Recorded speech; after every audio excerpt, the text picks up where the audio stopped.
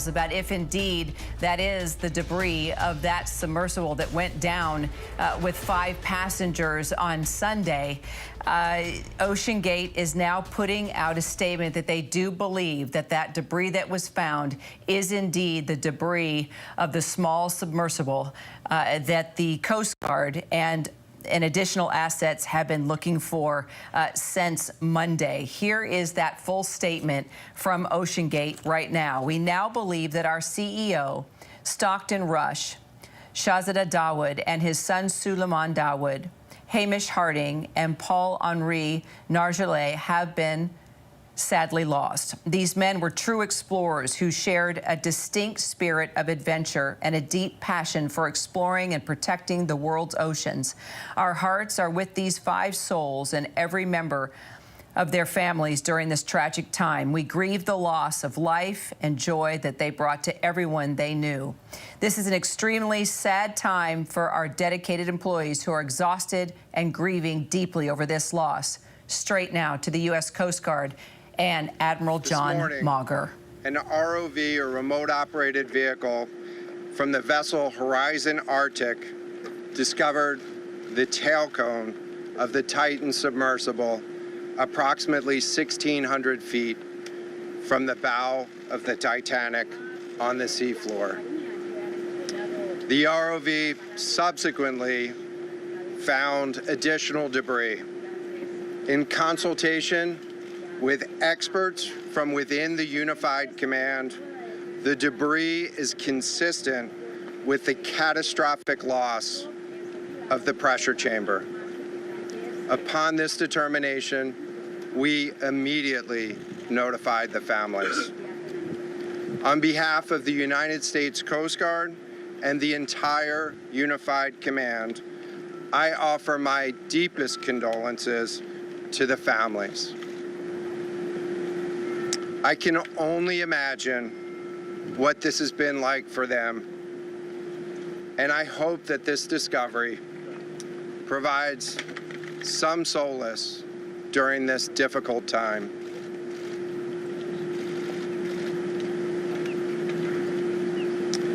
Additionally, we've been in close contact with the British and French consuls general to ensure that they are fully apprised and that their concerns are being addressed. The outpouring of support in this highly complex search operation has been robust and immensely appreciated. We are grateful for the rapid mobilization of experts on the undersea search and rescue, and we thank all of the agencies and personnel for their role in the response. We're also incredibly grateful for the full spectrum of international assistance that's been provided. The ROVs will remain on scene and continue to gather information. Again, our most heartfelt condolences go out to the loved ones of the crew. We'll now take questions. Rear Admiral, can you talk about the delay in reporting the vessel missing and what impact that had on the recovery? This was a incredibly complex case, and we're still working to develop the details for the timeline involved with this casualty and the response. And so we'll provide that information. About the recovery of the body. What other debris have you found? And have you found any trace of those who were? So this is an incredibly complex operating environment on the seafloor, over 2 miles beneath the surface. And so the remote operating vehicle has been searching, and it is highly capable. And we've been able to classify parts of the pressure chamber for the Titan submersible. Let me refer to one of my undersea experts here, Mr. Paul Hankin, to talk about the nature of some of the debris.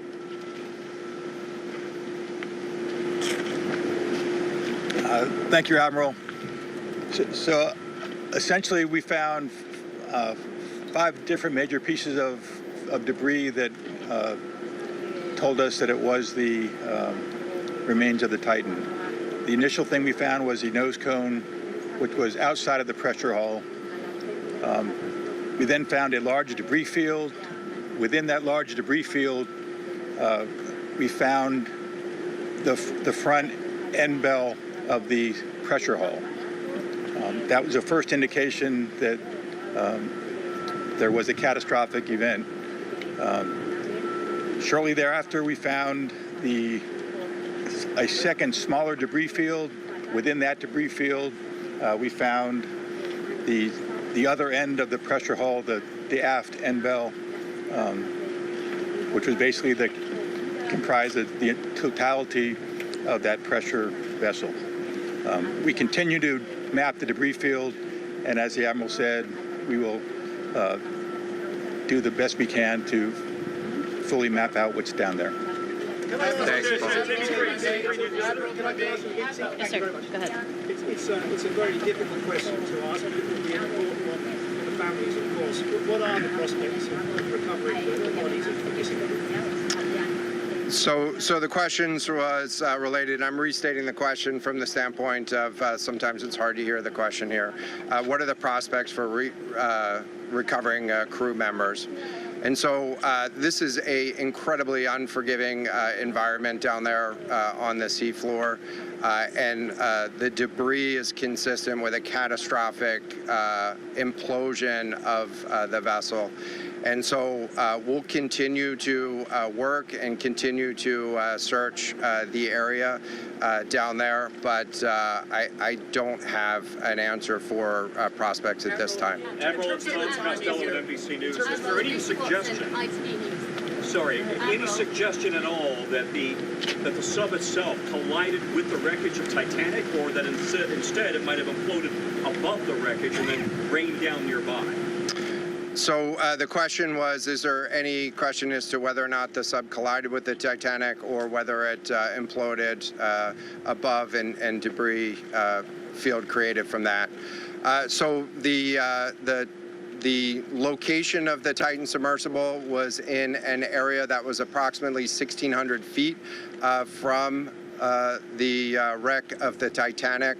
I have an expert here that is familiar with that area and can talk about the debris field and what the debris field indicates in terms of where the casualty may have occurred. Rear Admiral, really quickly, can you tell me when that massive fleet will be called back? The expert voice is coming up to answer the question. Thank you, Admiral. So the question is, where does the wreck lie in relation to the Titanic? I didn't hear the Admiral's answer. I think 1,600 feet. Was that correct, Admiral? Yep, you got it. So that's off the bow of Titanic. It's in an area where there is not any debris of Titanic. It is a smooth bottom. To my knowledge and anything I've seen, there's no Titanic wreckage in that area. And again, 200 plus meters from the bow, and consistent with the location of last communication for an implosion in the water column. And the size of the debris field is consistent with that implosion in the water column. Thanks. What would cause the implosion? In terms of the timing here, you say that this was a catastrophic implosion. And I know it's early on, but is it your estimation that this happened right at the moment when they lost contact, an hour and 45 minutes after the descent? So the question was about the timing of the catastrophic implosion. Right now, it is too early to tell with that. We know that as we've been prosecuting this search over the course of the last 72 hours and beyond, that we've had sonar buoys in the water nearly continuously and have not detected any catastrophic events when those sonar buoys have been in the water. So. Can you describe what happens from here, sir, in the next days and weeks in terms of finding any more debris? What happens from here? So we will, the question was, what happens from here? What's the next phase? And so right now, again, our thoughts are with the families and making sure that they have an understanding as best as we can provide of what happened and begin to find some closure. In terms of the large process, we're going to continue to investigate the site of the debris field. And then I know that there's also a lot of questions about how, why, and when did this happen. And so, you know, those are questions that we will collect as much information as we can on now, while the governments are meeting and discussing, you know, what an investigation of this nature of a casualty might look like. This is something that happened, I'll just remind everybody, this is something that happened in a remote portion of the ocean with people from, you know, several different countries around the world. And so it is a complex case to work through, but I'm confident that those questions will begin to get answered. From the UK, is there any suggestion that time factors, speed, anything could have prevented this or saved 5 people on board, or is this quite simply a catastrophic accident? The question was there any suggestion that time factors may have played a role or consideration in the casualty here? And so the debris field is consistent with a catastrophic implosion of the vessel. Again, while we were prosecuting the search, we had listening devices in the water throughout and did not hear any signs of catastrophic failure from those. And so we're going to continue to investigate, or we're going to continue to document the information there and understand, based on all the information we have, the timeline. What does this mean for the resources required for the investigation? Which ship is pulling out and coming in? So the question was, what are the resources required for the investigation, and which ships will be pulling out and staying in? And so it's too early for me to talk about an investigation. That's a decision that's going to be taken outside of the search and efforts that I was leading. But we do have a number of vessels. We have 9 vessels on the scene right now. We had medical personnel on scene. We had other technicians on scene.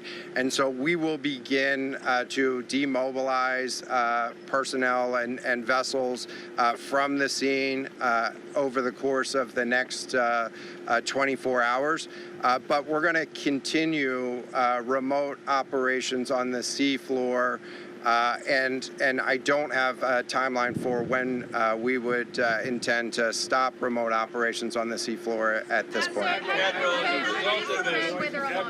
as a result of this, do you think there should be changes in the way these are safety rated or inspected so that this won't happen again? Yeah, the question was essentially about, do you think that there should be changes in safety ratings or inspection for these standards? I know that there's a lot of questions about why, how, when this happened, and the members of the Unified Command, you know, have those questions too, as professionals and experts that work in this environment. And this is an incredibly difficult and dangerous environment to work in out there. But those questions about the regulations that apply and the standards, that's going to be, I'm sure, focus of future review. Right now, we're focused on documenting the scene and continuing the subfloor operation. We don't know the timing here, but there was the banging noises yesterday that redeployed the ROVs to this area. Is there anything conclusive in those noises, and did that redirection and then finding this debris field today all help? So throughout the search efforts, we reacted to the information that we had available to us. And while we continue to send it off for deeper analysis, again, really complex operating environment for us to work in. Let me check with the experts, but there doesn't appear to be any connection between the noises and the location on the seafloor. Again, this was a catastrophic implosion of the vessel, which would have generated a significant broadband sound down there that the sonar buoys would have picked up. This will be the last question. Can you please say whether or not... Can I just ask you about your comment regarding the families? That dropped into that ocean today arrived early this morning. It seems that Swiftly was able to find people and talk about the speed of that. And also, were all of the assets involved moved as swiftly as possible to the area? And was any help turned away, as some lawmakers have criticized the government? This was a incredibly complex operation, and we were able to mobilize an immense amount of gear to the site in just a really remarkable amount of time, given the fact that we started without any sort of vessel response plan for this or any sort of pre-stage resources. And so the equipment that was brought on site this morning that we were using was a pelagic ROV capable of operating at 6,000 meters, cameras, sonar, other articulating arms and resources on it. And it, we had to transport it here through C-17 aircraft. This is 2 aircraft that it took to get this up here. And so we've really had the right gear on site and worked as swiftly as possible to bring all of the capabilities that we had to bear to this search and rescue effort. And it was just a huge international and interagency effort to make this happen. So I'm really grateful for all of the responders that came out to support this and really, search for the vessel. It is a difficult day for all of us, and it's especially difficult for the families, and our thoughts are with the families today.